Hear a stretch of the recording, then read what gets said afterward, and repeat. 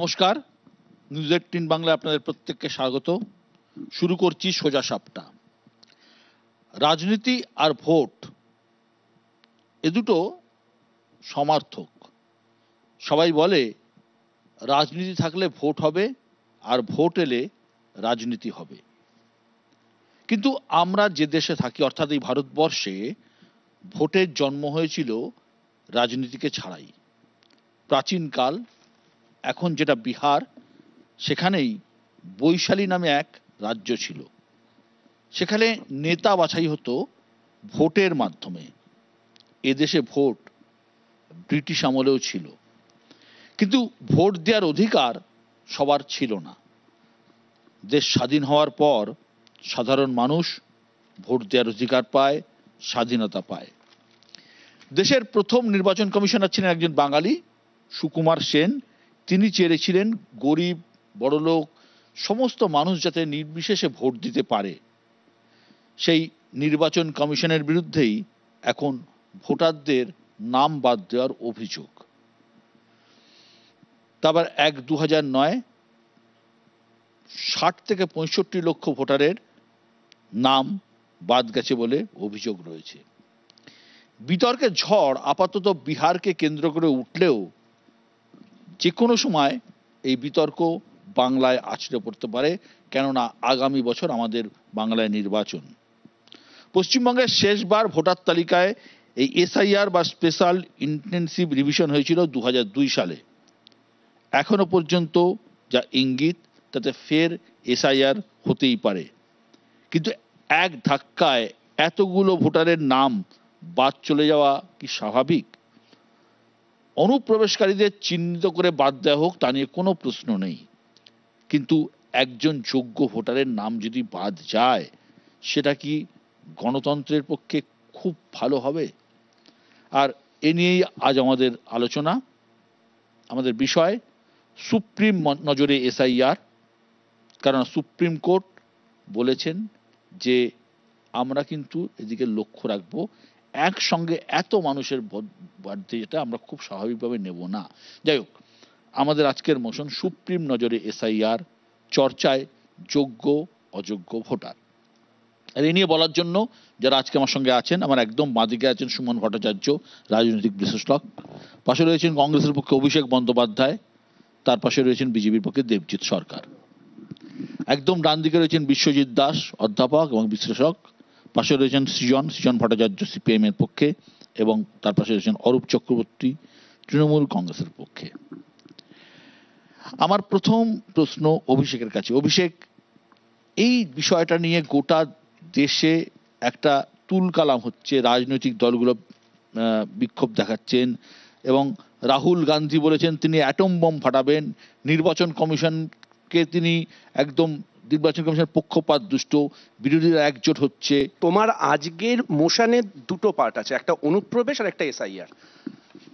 প্রথমে বলি, অনুপ্রবেশ কি বাস্তব? উত্তর হ্যাঁ। অনুপ্রবেশ যদি বাস্তব না হতো তাহলে পেহেলগাঁও থেকে মণিপুর কিছুই ঘটতো না। অ্যাটলিস্ট স্বরাষ্ট্র মন্ত্রকের রিপোর্ট তাই বলছে। শুধু তাই নয়, এই বিদেশি অনুপ্রবেশকারীদের কি নাগরিকত্ব দেওয়া উচিত সেটা নিয়ে সুপ্রিম কোর্ট 21 মে 2025 একটা ইন্টারেস্টিং কথা বলেছেন। এলটিটির অভিযোগে অভিযুক্ত একজন তামিল হিন্দু যিনি ভারতবর্ষের নাগরিকত্ব চেয়েছিলেন, তাকে বলা হয়েছিল ভারতবর্ষ ধর্মশালা নয়।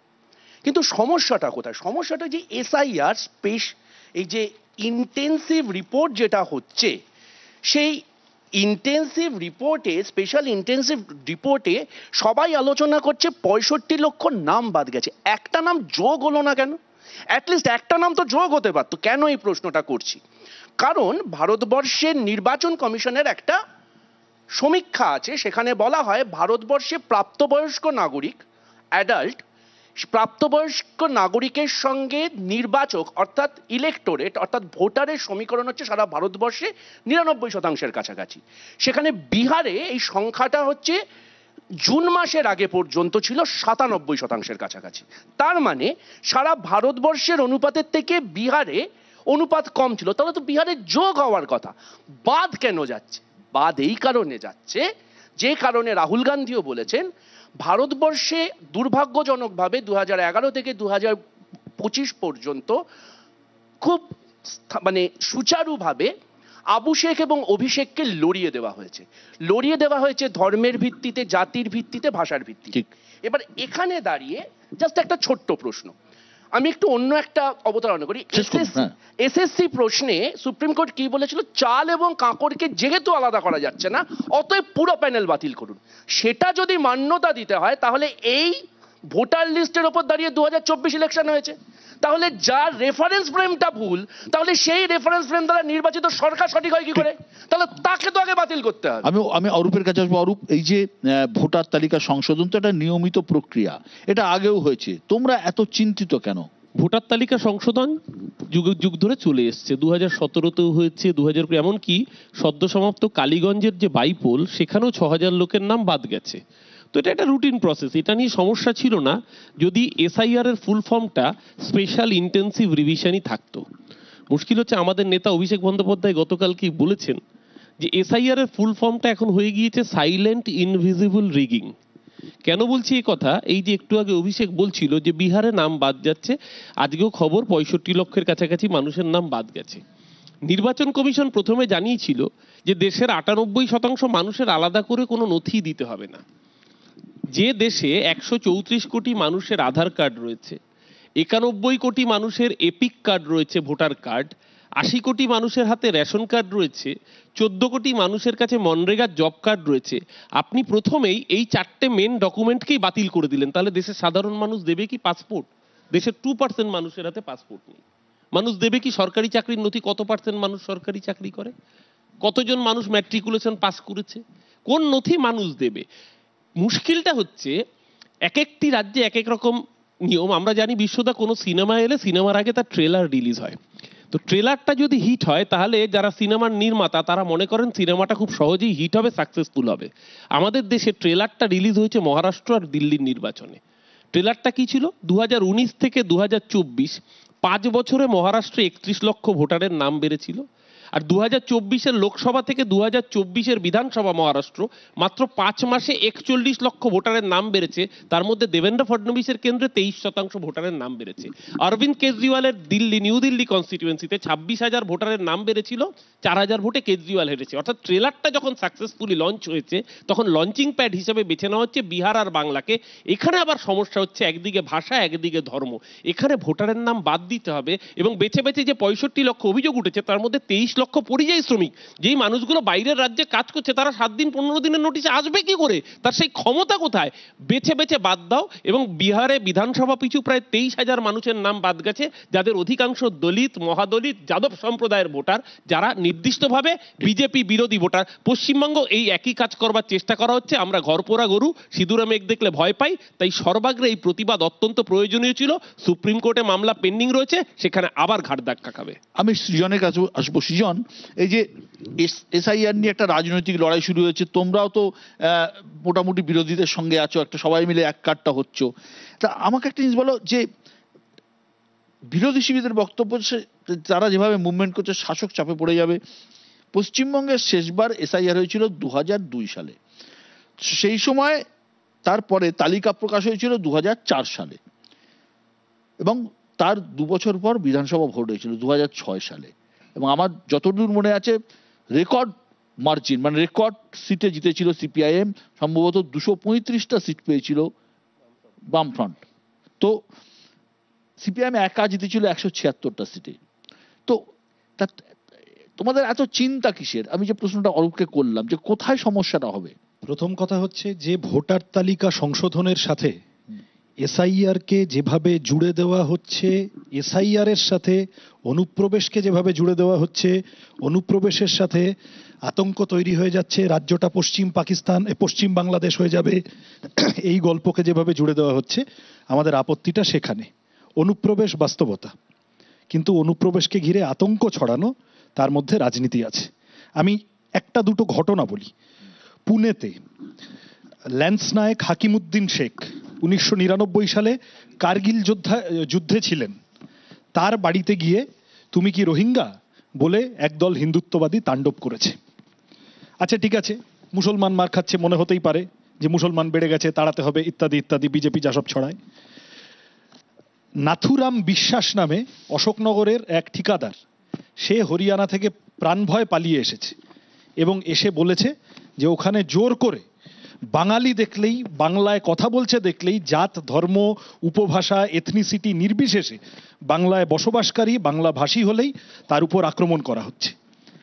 এর সাথে আমি খালি যুক্ত করব, আজকেই সম্ভবত দিবাকর দেবনাথ হিন্দু, অত্যন্ত পপুলার বিজেপির লোকজনকে মধ্যে একটি পপুলার প্রোফাইল, সে বিজেপির সোশ্যাল মিডিয়ার মুখরা ছেলে, সে লিখছে বিজেপি যদি মনে করে এইভাবে আমাদের হিন্দু ভাইদের মারধর করে 2026-এ বাংলায় ক্ষমতায় আসবে তাহলে ভুল ভাবছে, দুষ্টু গরুর থেকে শূন্য গোয়াল ভালো। আমি 3টে আলাদা ঘটনা উদাহরণ দিলাম এই কারণে যে এটা প্রথমে মুসলমানের উপর আক্রমণ, তারপরে জাত ধর্ম নির্বিশেষে বাংলা ভাষীদের ওপর আক্রমণ, এমনকি হয়তো বিজেপি সমর্থক যারা অন্যত্র আছে বাংলায় কথা বলে তারাও ছাড় পাচ্ছে না। ঠিক। আমার কথাটা হচ্ছে যে কি বলা হচ্ছে, বলা হচ্ছে রোহিঙ্গা মুসলমান। আমি এই পয়েন্টটা জিজ্ঞাসা করার চেষ্টা করবো। এটা তো মোটামুটি বিজেপি তাদের প্রচার সর্বত্র এটা দাঁড় করায় যে বাংলাদেশে হিন্দুরা মার খাচ্ছে এবং হিন্দুরা বহু বছর ধরে হিন্দুদের পপুলেশন কমছে ইত্যাদি ইত্যাদি। আমি একটা হিসেব দেখছিলাম আজকে বসার আগে, বিশ্বদা, বাংলাদেশে মুসলিম পপুলেশন কমছে না, বাংলাদেশে হিন্দু পপুলেশন কমছে বলে কিছু কথা তুমিও যদি গুগল করো দেখতে পাবে। অন্য কোনো দেশ কি এখনো অবধি এটা বলেছে যে বাংলাদেশি হিন্দুরা আমাদের শরণ নিচ্ছেন? মায়ানমার বলেছে, চীন বলেছে, অন্য কেউ বলেছে? তার মানে আমাকে ধরে নিতে হবে সব থেকে বেশি বর্ডার যার সাথে, বাংলাদেশে যদি কোনো হিন্দু মার খেয়েও থাকেন তিনি ভারতে আসছেন। তাহলে ভারতে যে অনুপ্রবেশ হচ্ছে সেটা মুসলমান হচ্ছে, সেটা রোহিঙ্গা, এটা আমরা ধরে নিচ্ছি কেন? ঠিক। হিন্দু মুসলমান নির্বিশেষে, আমি শেষ করবো এই পার্টে আর বলবো না। অনুপ্রবেশ ইমিগ্রেশনের ইস্যু একটা বিশ্বজোড়া ইস্যু, এটা মানবতার সাথে দেখা উচিত। যে বিজেপি পশ্চিমবঙ্গে বাংলাদেশের লোকেদের রোহিঙ্গা বলে চালাচ্ছে, সেই বিজেপি যাকে বাবা বলে ডাকতো, সে এখন সেই ডোনাল্ড ট্রাম্প, এখন অবশ্য যা করেছে বিজেপির সাথে দেখে মনে হচ্ছে ছালনাই কুত্তা নাম তার বাঘা, আমি তার মধ্যে যাব না। সেই ডোনাল্ড ট্রাম্প হাতকড়ি পরিয়ে যত ভারতীয়কে ওপার থেকে ফেরত পাঠিয়েছে তার অধিকাংশটা হচ্ছে নরেন্দ্র মোদী অমিত শাহের গুজরাটের লোক। সুতরাং এই অনুপ্রবেশের প্রশ্ন, ইমিগ্রেশনের প্রশ্নকে মানবতার জায়গা থেকে দেখা উচিত। আমি তোমায় বলছি, প্রকাশ কারাত সিপিআইএম এর জেনারেল সেক্রেটারি প্রধানমন্ত্রী মনমোহন সিংকে 2012 সালে চিঠি লিখে বলেছিলেন যে বাংলাদেশ থেকে যারা অত্যাচারিত হয়ে আসছেন তাদের মানবিকভাবে দেখা হোক, কিন্তু এটাকে ধর্মীয় অনুপ্রবেশ, ইসলামোফোবিয়ার সাথে যুক্ত করা এবং তার সাথে বাকি দেশে বাংলা ভাষীদের ওপর অত্যাচার করার জন্য ব্যবহার করা, এটা বিজেপির অবদান। আমি সৃজনের কথা সূত্র ধরে দেবজিতের কাছে আসবো। দেবজিৎ, নির্বাচন হচ্ছে ন্যারেটিভের লড়াই। গত কয়েক মাসে আমরা দেখেছি বিরোধীদের হাতে, তোমাদের হাতে, রাজ্য সরকারের বিরুদ্ধে অনেকগুলো ইস্যু ছিল, যেমন আরজিকর, মুর্শিদাবাদের হিংসা, কিন্তু সম্প্রতি পরিস্থিতি একদম পরিবর্তন হয়ে গিয়েছে। বাংলার বাইরে বাঙালি হেনস্থা, ঘটনাচক্রে যার অধিকাংশই কিন্তু বিজেপি শাসিত রাজ্যে। তো বাংলায় বিজেপি এই ন্যারেটিভের মোকাবিলা কিভাবে করবে? স্ট্র্যাটেজি তৈরি করতে পারছে? শুধু অনুপ্রবেশের কথা বলে কি এটার মোকাবিলা করা যাবে? বিজেপিকে এর মোকাবিলা করতে হবে কেন? মোকাবিলা তো ওনারাই করছেন। ওনাদের দেওয়া ভিডিওতে দেখা যাচ্ছে জাল ভিডিও। মুখ্যমন্ত্রী টুইট করছেন, যে ভিডিও টুইট করছেন, খুব লজ্জার কথা বাংলার মানুষ হিসেবে। দেখুন, মুখ্যমন্ত্রী তো আমারও মুখ্যমন্ত্রী, আমি তো এখনো পশ্চিমবাংলার ভোটার, পশ্চিমবাংলার বাসিন্দা। তো তার টুইটার হ্যান্ডেল থেকে প্রকাশিত হওয়া ভিডিও নস্যাৎ করছেন দিল্লির পুলিশ কমিশনার। তারা তো আবার কলকাতায় প্রেস কনফারেন্স করছে। এবং কলকাতায় বসে সরকারিভাবে কোনো কিছু হচ্ছে না, সেটা বেসরকারিভাবে তৃণমূল ভবনে পাশে বসিয়ে দুই মুখপাত্র সেটাকে আবার জাস্টিফাই করছেন। অদ্ভুত ব্যাপার। কোনো সরকারি কোনো বিষয় নেই, মামলা করছেন না কেন? অবাক কাণ্ড। যদি কলকাতায় ওনাদের কল্যাণ বন্দ্যোপাধ্যায়ের মতন বড় বড় নেতা আছেন, উকিলবাবু, ওখানে কংগ্রেসের মনু সিংভির মতন লোকেরা আছেন, অভিষেক মনু সিংভি বলে কথা, ডিএ দেওয়ার মামলা বা অন্য যে কোনো মামলাতে লাফিয়ে পড়েন। আরে কমসে কম এই মুর্শিদাবাদে যে একতরফা এথনিক ক্লেন্সিং হয়েছে হিন্দুদের ওপরে বা পোগ্রম হয়েছে, তাতে যারা মারা গেছেন, তাদের যারা খুন করেছেন তাদেরও মামলা লড়ছেন। এখন তো নতুন বন্ধু সিপিএম এর যারা বড় বড় উকিল বাবু তারাও তো রয়েছেন। আরে কাউকে একটা দাঁড় করিয়ে দিক, কেন করছেন না? এটা গেল 1 নম্বর। 2 নম্বর হচ্ছে যে এই যে পুরো ঝঞ্ঝাট, এই ঝামেলা তৈরি করছেন উগ্র প্রাদেশিকতার একটা মোড়ক পড়িয়ে আমাদের রাজ্যের মুখ্যমন্ত্রী। তার কারণটা কি? 3 বার বিপুল ভোটে জিতে এসেছেন আমাদের মুখ্যমন্ত্রী। তৃণমূল কংগ্রেস বিপুলভাবে জিতেছে, ভয়ের কি আছে? এই তো আপনি একটু আগেই বললেন যে যেবারে 2002-তে 28 লক্ষ, আমি যে তথ্যটা বলেননি আমি সেটা বলছি, 2002-তে 28 লক্ষ লোকের নাম বাদ গিয়েছিল, এই এসআইআর এর মতন 2002-তে হয়েছিল। কই মমতা বন্দ্যোপাধ্যায় তো কিচ্ছু বলেননি সেই সময় চিৎকার চেঁচামেচি করে, বরঞ্চ তার আগেই তো এইসব কাগজপত্র ছিঁড়ে মুখের উপরে ছুঁড়ে ফেলা হয়েছিল, মানে ডেপুটি স্পিকারের মুখের উপরে ছুঁড়ে ফেলে উনি বলেছিত তো ছিলেন যে এখানে অনুপ্রবেশকারী আছে। আজকে হঠাৎ ইউটার্ন কেন? 1 নম্বর। 2 নম্বর, সেই সময় ওই সৃজন এতক্ষণ বলছিলেন না যে মানবিক মুখ নিয়ে দেখতে হবে। দেখুন, এই মানবিক মুখের কথা তৃণমূলও বলবে, কংগ্রেসও বলবে, সিপিএমও বলবে। কংগ্রেস এখনো বলেনি, কিন্তু তৃণমূল আর সিপিএম এর মানবিক মুখটা কিরম বলুন তো? আরে মরে গেছে তো কি হয়েছে, মৃত ভোটার, কিন্তু তিনি তো মানুষ ছিলেন, সুতরাং তার নাম থাকবে। রোহিঙ্গা তো কি হয়েছে, মানুষ তো, নাম রাখো। আরে কি হয়েছে, বাংলাদেশি মুসলমান, একটু আগে অনুপ্রবেশ আর শরণার্থীর মধ্যে গুলিয়ে দেওয়া হচ্ছিল, এটাকে অ্যাড্রেস করতেই হবে এখন। যে হিন্দু মাত্রেই শরণার্থী আর মুসলিম মাত্রেই বাংলাদেশের থেকে আগত মুসলিম মানেই অনুপ্রবেশকারী। এদেশের মুসলমান যাদের বাপ পিতামর কবর এদেশে আছে, তারা কেউ কোনো রকম ভাবে তাদের কেশাগ্র স্পর্শ করার অধিকার শুধু নির্বাচন কমিশন কেন, কোন কমিশনে নেই, বিজেপি তাদের। তুমি পরের সেগমেন্টে যাওয়ার আগে আমি দেবজিৎকে দেখে একজনের কথা আমার খুব মনে হচ্ছিল। বলা যায়? দেবজিতের দলেরই নেত্রী ছিলেন, তার নাম ববিতা দাস, আসামের যুব মোর্চার সম্পাদিকা ছিলেন।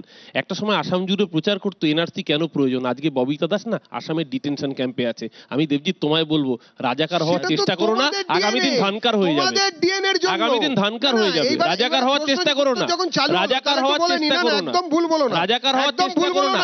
ওপার বাংলায় যারা রাজাকার ছিল, এপার বাংলায় বিজেপি।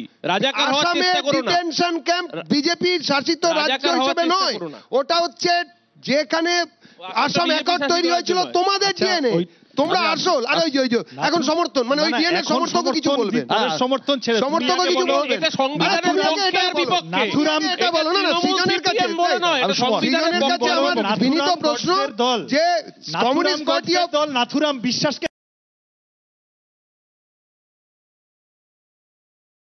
মুখ থেকে কেন? ওই যে পহেলগাঁও তো শিখিয়েছে, পহেলগাঁও তো শিখিয়েছে কিভাবে দেখতে হয়, কি দেখতে হয়। পশ্চিমবঙ্গের বর্ডার না, পহেলগাঁও শিখিয়েছে কি দেখতে হয়, ওটা কিভাবে যায়। পহেলগাঁওতে ঢুকলো কি করে? পহেলগাঁও শিখিয়েছে 26 জন ভারতীয় মৃত্যু তোমাদের তোমরা দায়ী। ইন্দ্রজিৎ গুপ্ত আর সোমনাথ মুখার্জি, সোমনাথ চট্টোপাধ্যায় দুজনেই বলেছিলেন 1,50,00,000 1,40,00,000 সুমন, আমি যেটা দিয়ে শুরু করেছিলাম যে রাজনীতি আর ভোট দুটোই সমার্থক। তাহলে এই যে বাঙালি হেনস্থার ইস্যু যেটা বারবার উঠে আসছে, এই যে এটা তো যারা ভুক্তভোগী তাদের ছেড়েই দিলাম, শহুরে মধ্যবিত্ত ভোটার, গ্রামের ভোটার কতটা প্রভাব ফেলবে বলে মনে হয়? তার আগে আমি দুটো পার্সোনাল জিনিস বলি। আমি অভিষেকের বক্তব্যের সাথেও একদম একমত নই, তোর বক্তব্যের সাথেও একমত নই। এটা তো তুই বুঝতেই পারবি না, কারণ তোর বাড়িতে কুকুর আছে এবং কুকুরদেরকে ইলেকশন কমিশন ভোটাধিকার দিয়েছে বিহারে। না না না, অ্যাপ্লিকেশন করেছে, যাই হোক, ডগেশ কুমার দিয়েছে, ঠিক আছে। তারা এটা ভুল বোঝাবেন না, এটা যে মানবিক মুখ না, আমি অ্যাপ্রুভ করেছি। না না, একটু আগে আমাদের বলছিল এটা যে মানবিক, এটা যে মানবিক,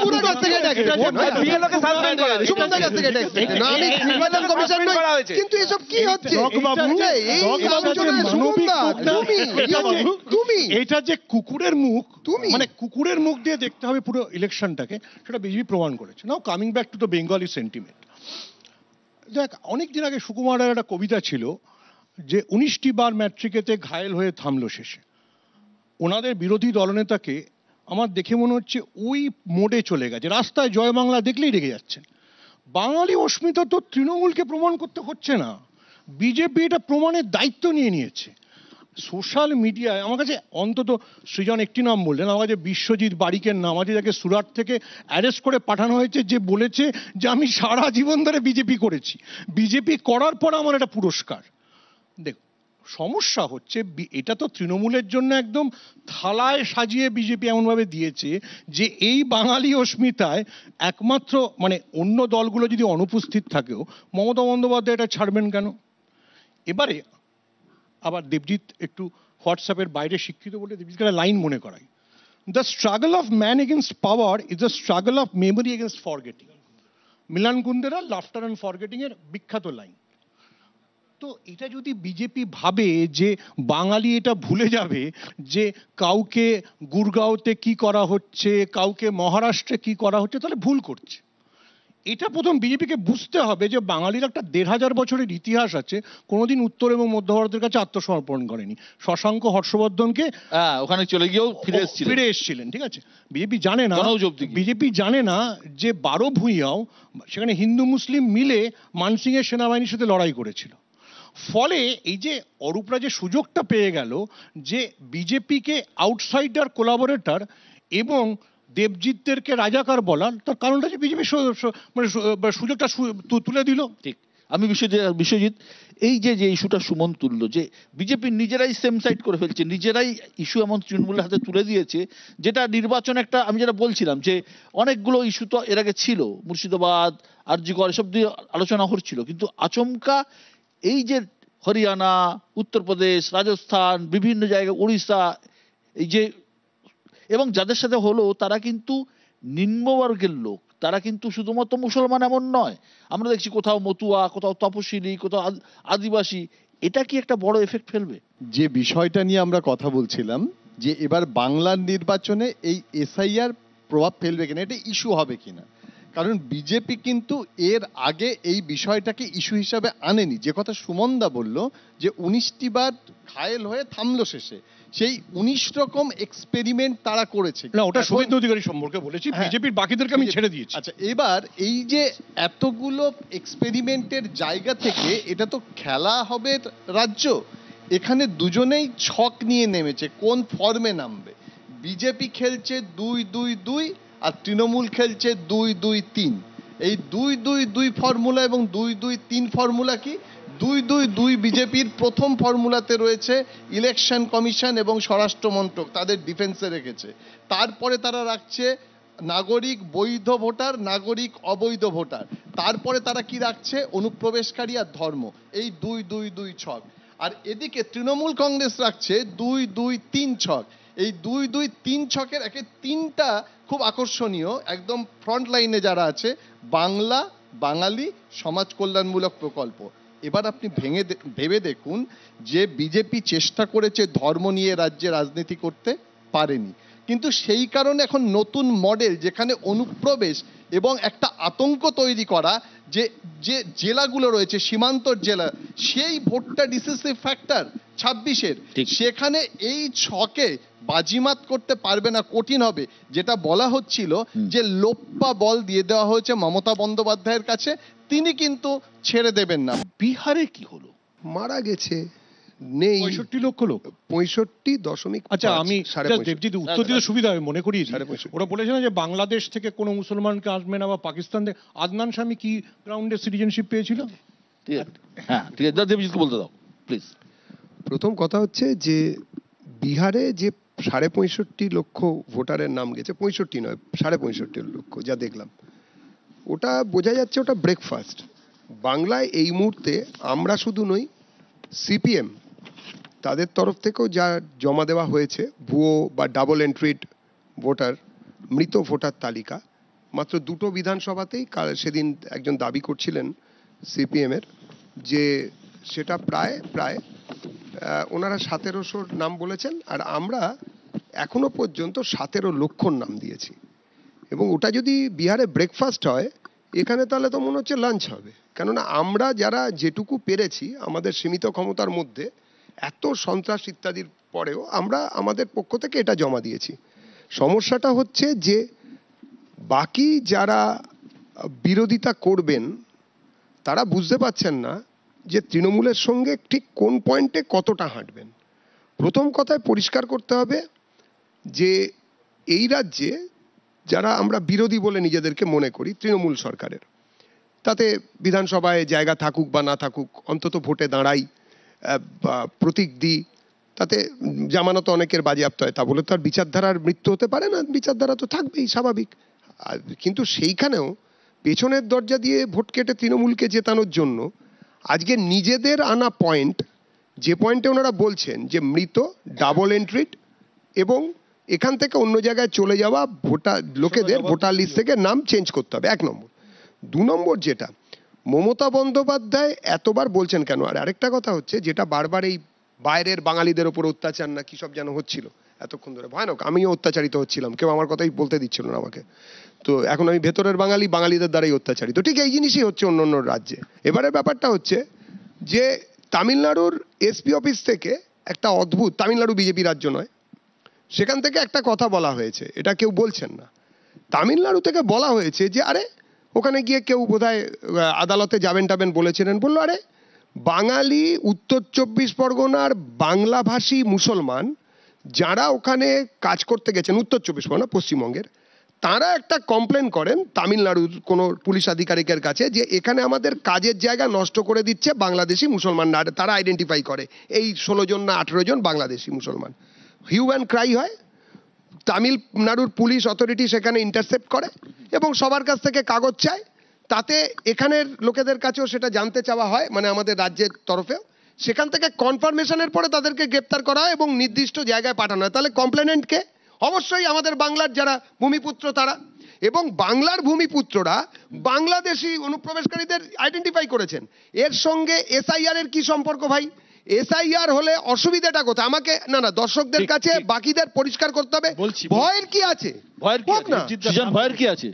ভয়ের কি আছে? ভয়ের কি আছে তোমাদের? ভোটার তালিকা সংশোধন, ডেড ভোটার বা অন্য ভোট এক জায়গা থেকে আরেক জায়গায় চলে গেছে, 7 নম্বর 8 নম্বর ফর্ম, তৃণমূল সেখানে কারচুপি করছে, বুথে ভোট দিয়ে যাচ্ছে, এই নিয়ে বিপুল বিতর্ক।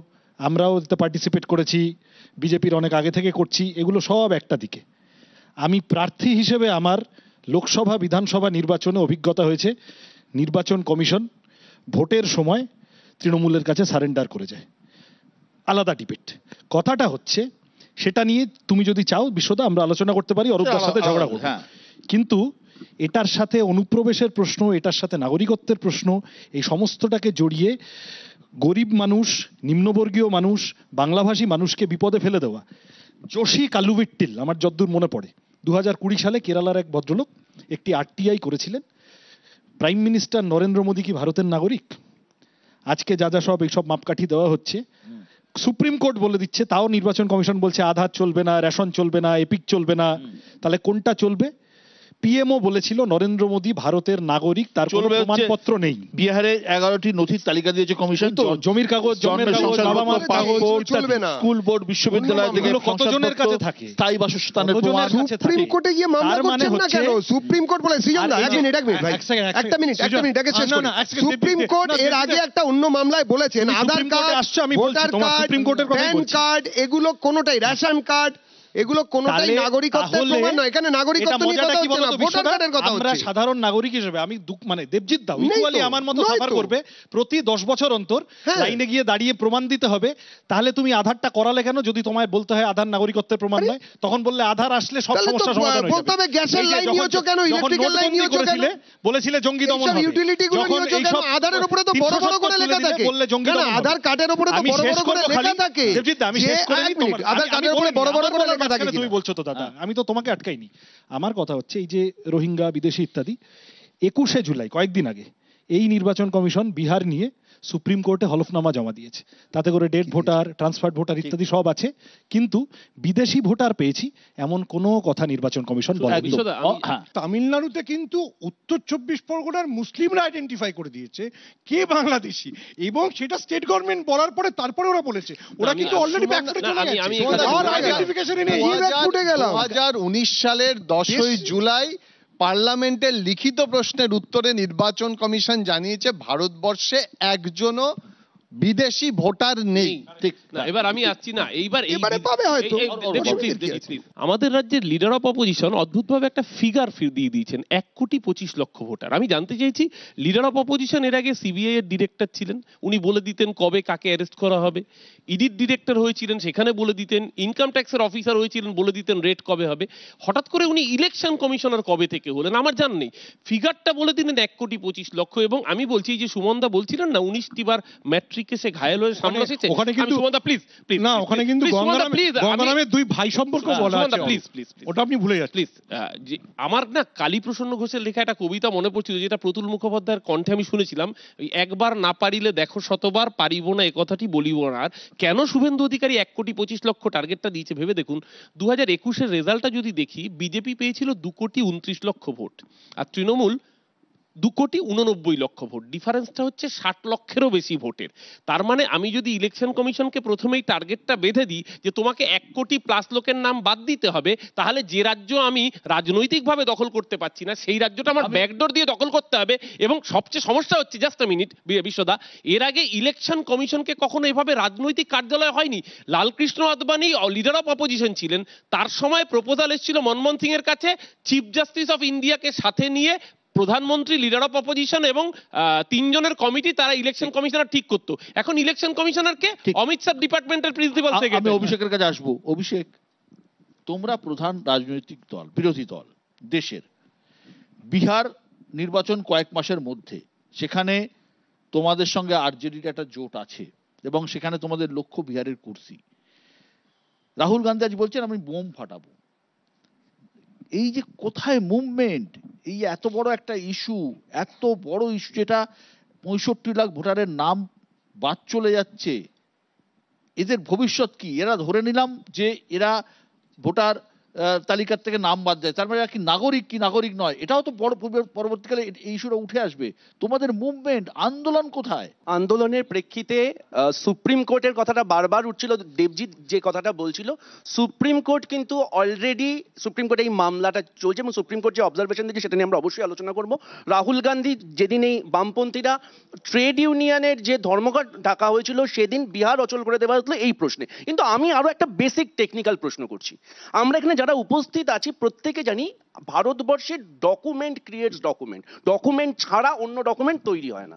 আজকে যারা পাসপোর্ট নিয়ে কথা বলছেন, আমাকে একজন বলুন তো পাসপোর্ট অ্যাপ্লাই করেছেন, আধার লাগেনি? আপনি যদি আধারটাকেই মান্যতা না দেন, ভোটার আইডি কার্ডটাকেই মান্যতা না দেন, আপনি পাসপোর্ট অ্যাপ্লাই করতে পারবেন? ছ্যাবলামো হচ্ছে 1 নম্বর।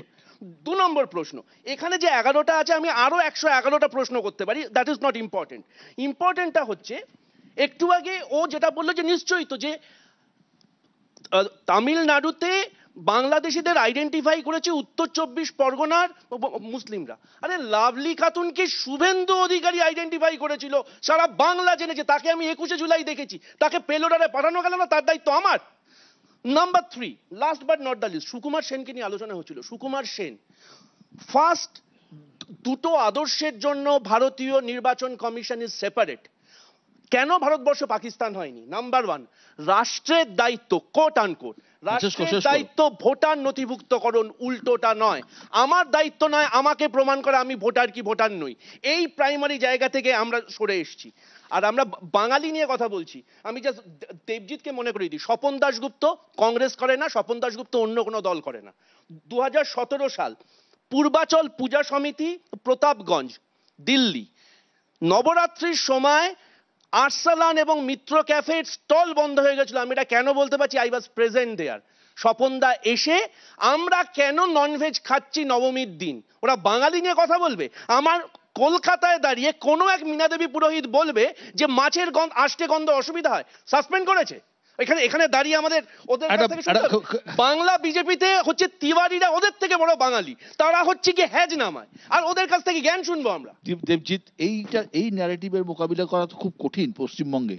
এগুলো তো হচ্ছে মানে বেফালতু কথাবার্তার একটা জায়গা। তার কারণ বলছি, এরমভাবেই বলতে হয়।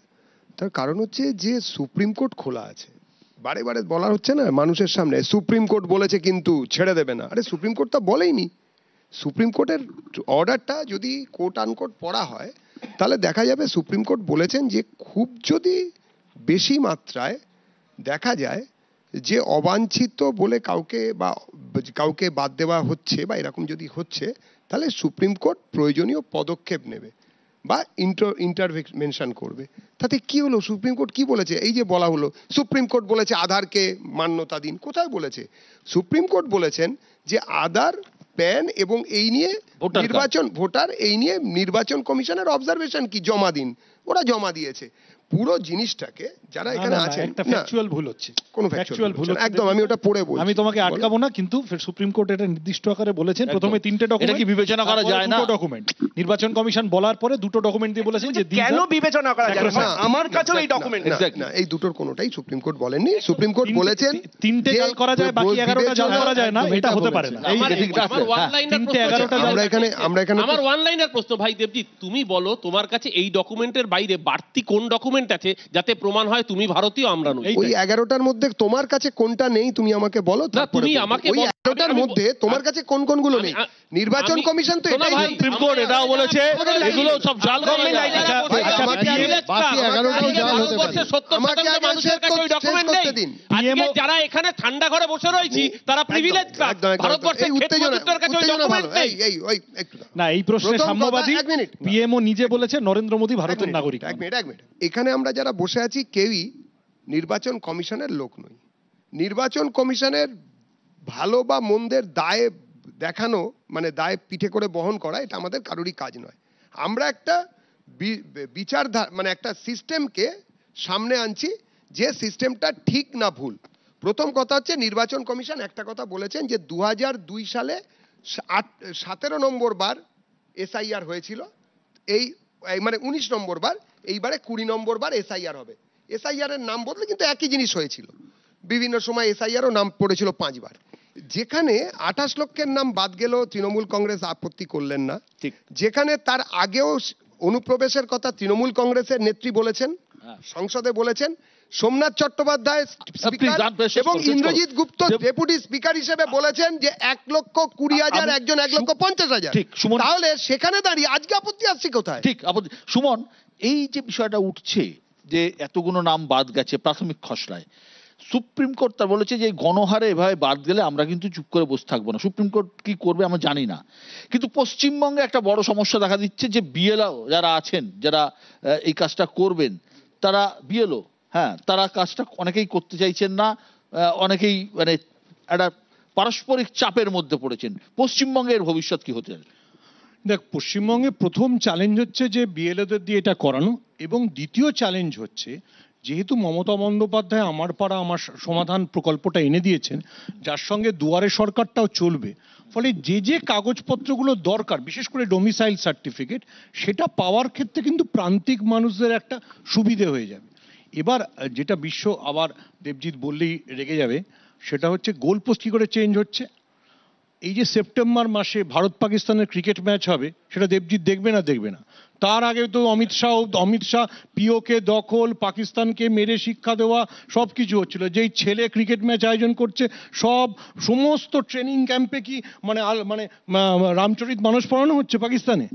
আমি পাকিস্তানের সঙ্গে ম্যাচ খেলতে কি করে ভারতবর্ষ, প্লিজ ভুলে যেও না যে দেবজিৎ, যে তোমরা নীরজ চোপড়া বা বাকিদেরকে কি বলেছিলে একটা পাকিস্তানের সঙ্গে খেলবার জন্য। আমি বিশ্বজিৎ আসছি। বিশ্বজিৎ, এই যে যেটা আমি জানতে চাইছি, এতগুলো লোকের নাম যখন বাদ গেল, তার মানে তাদের কাছে কিছু নেই, কোনো ডকুমেন্টস নেই, তাদের কাছে ভ্যালিড ভোটার নয়, তাহলে কি তারা নাগরিক নয়? এই যে একটা বিতর্ক তৈরি হবে, সেটা তো একটা বড় বিষয় হতে যাচ্ছে। বিশ্বদা, আমি তো বললাম যে ভারতবর্ষের সংবিধান হয়তো পরিবর্তন হবে, এখানে 2 ধরনের নাগরিক পাবো। একটা হচ্ছে নাগরিক উইথ ভোটার, আর একটা হচ্ছে নাগরিক উইদাউট ভোটার। এবার এসআইআর নিয়ে আমরা এত কেন আলোচনা করছি? এটা তো একটা কনস্টিটিউশনাল প্রসেস, তার সঙ্গে রাজনীতি কোনোভাবে যুক্ত হচ্ছে। আমি 4 জনের নাম বলবো, যে নামটা একটু জানা দরকার। যে বিহারে একটা জনশুমারি হলো, যেখানে 14টা জেলা থেকে সাধারণ মানুষকে এখানে নিয়ে আসা হলো। প্রথমে কাটিহারের কথা বলবো। কাটিহার থেকে এলেন 2 জন, তার একজনের নাম হচ্ছে কাঞ্চন দেবী, আর একজনের রুকমা দেবী। তিনি তার ডকুমেন্টস জোগাড় করার জন্যে, যারা একেবারে শ্রমিক, দিনে 200 টাকা ইনকাম করে, 100 টাকা তার খরচা হলো ডকুমেন্ট সংগ্রহ করার জন্যে। এইবার আমি কাটিহারে ফুলকুমারী দেবী 4 কিলোমিটার হেঁটে গেলেন পাসপোর্ট সাইজের ছবি তুলতে, এবং রেশন থেকে যে চাল পেয়েছিলেন সেই চাল বিক্রি করে সেই টাকায় তিনি জেরক্স করালেন। তারা এসে বলছে আজকে এই কথা, আজকে যে 14টা জেলা থেকে মানুষ আসছে, তারা যে এই ধরনের হেকেল হচ্ছে, এর দায় কে নেবে বলো তো? একটা জনকল্যাণকর রাষ্ট্রে এটাই কি পরিণতি? নাগরিক চন্দ্রকোনা থেকে নাগরিক চুঁচুড়ার হওয়ার দূরত্ব জানেন? পর- দাঁড়ান দাঁড়ান এক মিনিট, একটু জেনে নি। চন্দ্রকোনা থেকে চুঁচুড়ার দূরত্ব জানেন? চন্দ্রকোনা হুগলির মধ্যে, চুঁচুড়া তার হেডকোয়ার্টার। আপনার বুক কাঁপে না তখন, যখন কিনা ওখান থেকে আলু বেচে, চাল বেচে লোককে চুঁচুড়ায় আসতে হয়, লম্বা লাইনে দাঁড়িয়ে থাকতে হয়? কেন গুলিয়ে দিচ্ছি না, একদম গুলিয়ে দিচ্ছি না, একদম একদম নেই তো। আপনার যে লোকটাকে উত্তরবঙ্গ থেকে উত্তরকন্যায় লোক না, উত্তরকন্যা খোলা থাকার জন্য, না খোলা থাকার জন্য এই নবান্নে আসতে হয়, তার কষ্ট হয় না? কথা বলুন। কষ্ট হবে? এটা তো দরকারি কাজ, এটা তো দরকারি কাজ, এটার জন্য তো আসতে হবে। এটা আরে দেশের জন্য এটা একটা বড় কাজ, আসতে হবে। বিশ্বজিৎ, ওটাকে যদি মেনে নেন তাহলে এটাকেও মানতে হবে। তুমি অদ্ভুত যেটা কথা বলছেন। বলেছো সেই পয়েন্টটাই তো আসল। বিজেপি চায় না যে ভারতবর্ষে সবার ভোটাধিকার থাকুক। এটা তো আম্বেদকর 1947 একমাত্র রোহিঙ্গার, বাংলাদেশি, মুসলমান ছাড়া সবার ভোটাধিকার থাকবে দাদা। এই তো বললে একমাত্র রোহিঙ্গার আমাদের এখানে একটা বক্তব্য আছে বিষয়, আর মৃত মানুষ ছাড়া এই মুহূর্তে বিহারে সবার ভোটাধিকার বিহারে থাকবে। একজন নেপালি মুখিয়া রয়েছে। আর কুকুরদের- তাহলে মানে যখন আর কুকুরদের সমীর বাবু আমি বলেন বলি। পশ্চিম বাংলাদেশ আমি করবেন, বলি। উনি কি বিহারকে দক্ষিণ নেপাল বিশ্বদা, করতে চাইছেন? আমার তাই এই আমার প্রশ্নের উত্তর যখন আমরা আমরা সুপ্রিম কোর্ট সমাজে বলেছে। এই ডিসকাশনটা ভয়ানক একাডেমিক হচ্ছে। আমি একটা লাইন শুধু যোগ করি না, উনি যেটা বলছেন ইলেকশন কমিশনের মামলায় তাকে ক্ষমতা দেওয়া হলো, আজকে আবার সুপ্রিম কোর্ট বলছে এই দাদা একটা কথা বলি, আমরা বোধহয় যারা এখানে বসে আছি কেউই হলফনামাটা দেখছি না, অরূপদা দেখেছে, সেই জন্য চুপটি করে। আমি নিউজ 18 বাংলার সমস্ত দর্শককে প্রথমে একটা ডিক্লারেশন দেওয়া প্রয়োজন মনে হচ্ছে। আমি জ্ঞাতার্থে সকলের জানাই যে আমি একজন রোহিঙ্গা, কারণ আমি বাংলা ভাষায় কথা বলি। আবার আমাদের লিডার অফ অপোজিশন কদিন আগে একজন আরামবাগের যুবক, সে বাংলা ভাষায় জয় বাংলা বলায় তাকে রোহিঙ্গা বলে সম্বোধন করেছেন। যেহেতু এই শোতে আমরা সবাই বাংলা ভাষায় কথা বলছি, আবার আমার জামাটায় অ আ ক খ লেখা রয়েছে, সুতরাং আমি সার্টিফাইড রোহিঙ্গা। আমি দাবি করছি রোহিঙ্গা মুক্ত শান্তিকুঞ্জ চাই। আমি দাবি করছি যে রোহিঙ্গা কিরম দেখতে, আজকে শুক্রবারে রোহিঙ্গারা সন্তোষী মায়ের ব্রত রাখে বাইরে কিনা থেকে আমি বোঝা জানি যায় না। না। এই যে রোহিঙ্গার এত ঢুকে গেছে, মোটামুটি ফিগারটা 17 লাখ থেকে শুরু হয়েছে, 60 লাখ 70 লাখ, এখন 1 কোটি 25-25 পৌঁছে গেছে। মোটামুটি প্রতি পাড়ায় 300 থেকে 500 রোহিঙ্গা আছে।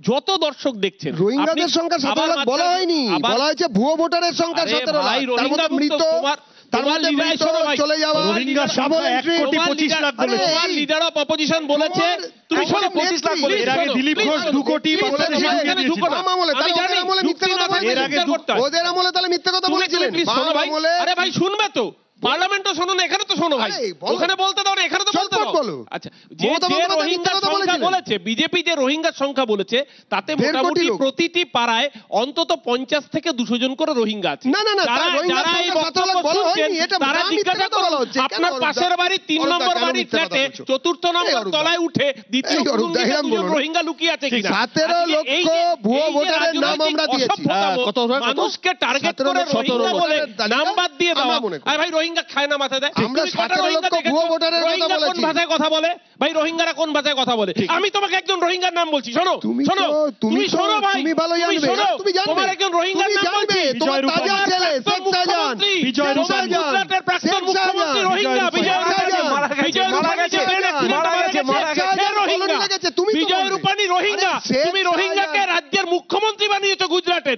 তুমি বড় বড় ডায়লগ আমি একটা কথা বলবো। 2002 থেকে 2025 23টা বছর মাঝে কেটে গিয়েছে। ভোটার বাড়বে, সেটা অত্যন্ত স্বাভাবিক। এর মধ্যে ফেক বা অনুপ্রবেশকারী ঢুকে পড়ার আশঙ্কা নেই, এ কথা হলফ করে কেউ বলতে পারবে না।